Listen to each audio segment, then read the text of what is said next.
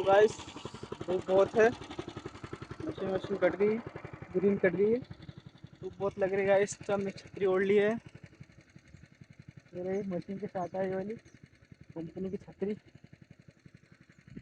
ये अपने आना है, इधर माना गया है साथ में।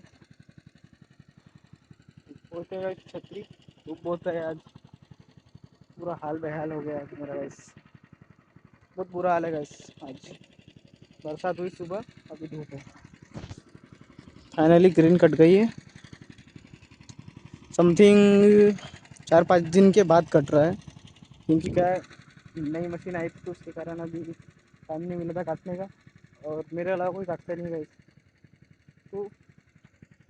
तो बचेगा 3 ग्रीन काटने के बाद। मिलते हैं शाम के टाइम में रेस्टोरेंट में। ओके।